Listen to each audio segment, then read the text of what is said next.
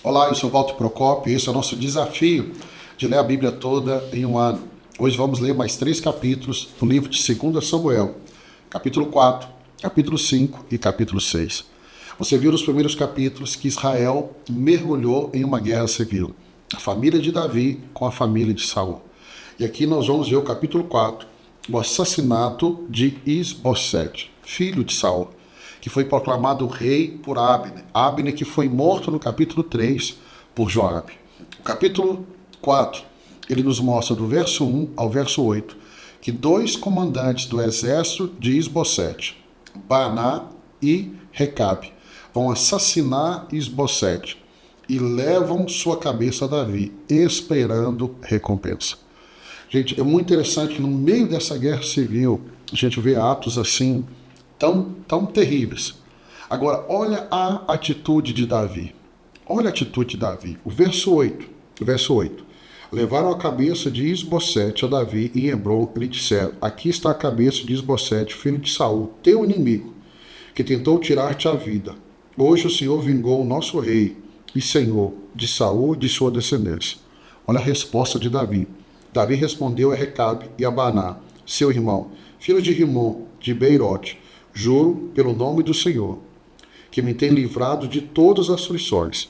Quando o homem me disse que Saul estava morto, pensando que me trazia boa notícia, eu agarrei e o matei em Ziclag. Como recompensa pela notícia que trouxe, muito mais agora, que homens ímpios mataram o inocente, em sua própria casa, em sua própria cama. Vou castigá-los e eliminá-los da face da terra, porque vocês fizeram correr o sangue dele. Gente, a postura de Davi, esses dois homens, Baná e Recabe, eles acharam: estamos fazendo algo que vai agradar Davi. Mas Davi caminhou durante todo o período que ele fugiu de Saul, dependendo de Deus. Ele nunca levantou a mão contra o ungido do Senhor. Davi estava numa guerra civil, mas você percebe que Davi tinha um princípio muito grande. E esses homens, eles não respeitaram nenhum princípio. Por mais que Davi estava numa guerra com Isbosete, Davi entendia que ele era filho de Saul.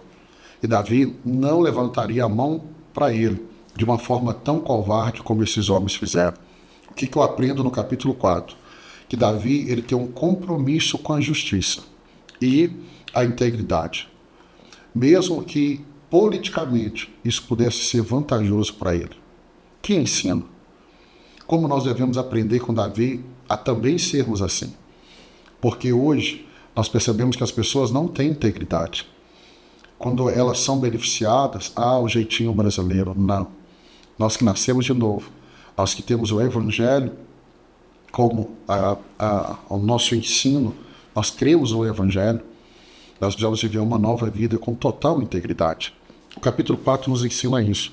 E aí nós chegamos no capítulo 5. O capítulo 5, eu quero chamar a atenção. Davi aqui é ungido rei sobre todo Israel. Davi, deixa eu te lembrar, lá em 1 Samuel, capítulo 16, Davi foi ungido por Samuel, rei de Israel. 1 Samuel, capítulo 16, Davi foi ungido rei. Agora, no capítulo 2 de 2 Samuel, Davi foi ungido rei de Judá.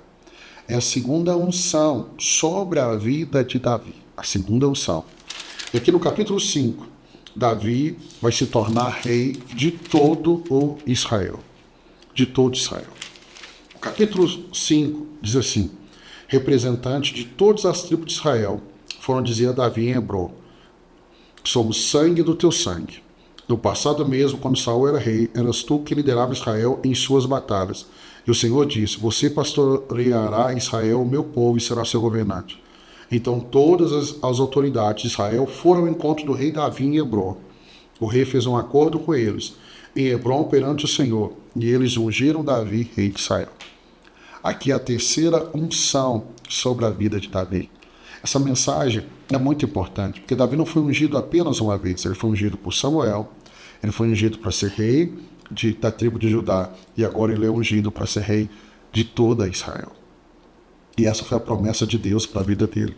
Quando a gente vai do verso 6 ao 10, nós temos um momento que Davi conquista a fortaleza dos Jebuseus, onde ele vai fazer a capital, Jerusalém, e a forma que ele conquista a terra dos jebuseus, a fortaleza dos jebuseus, é debaixo de uma estratégia muito, muito interessante, né? E aí nós temos o verso 17 ao verso 25, é o momento que Davi derrota os filisteus com a orientação de Deus.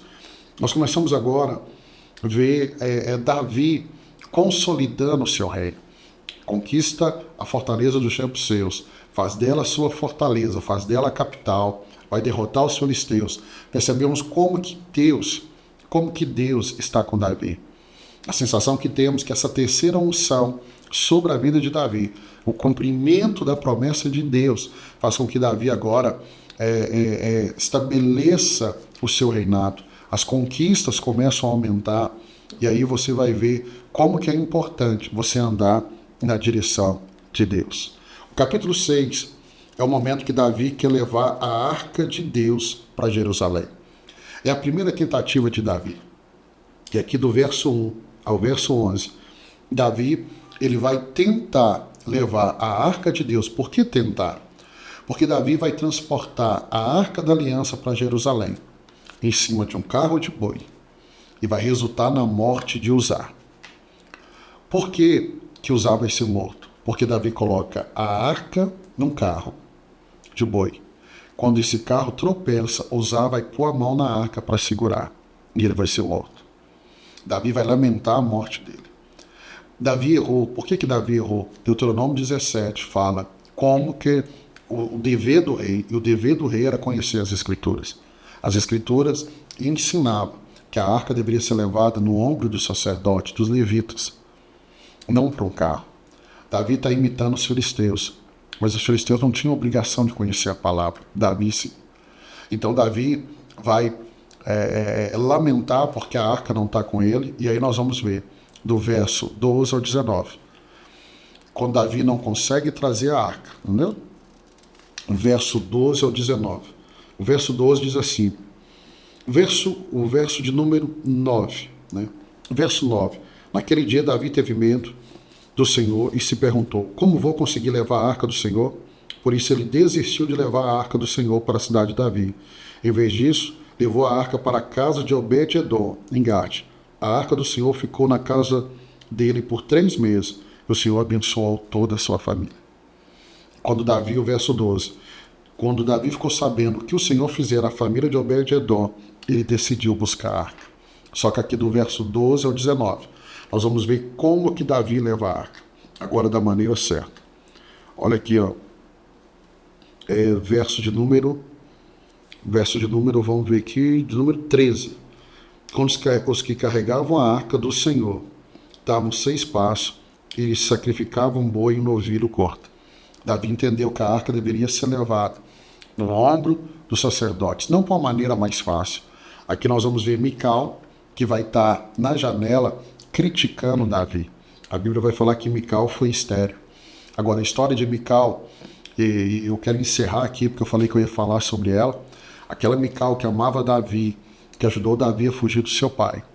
Quando Davi foge, Mical é dada por esposa a outro homem. Quando Davi assume o trono, Davi vai e pega Mical de volta. Olha a cabeça dessa mulher. E agora, ela que perdeu o pai, ela que era uma princesa, via sua família toda morta, você vê um ressentimento no coração dela. E nós temos que lutar muito, porque às vezes a vida é muito dura com a gente.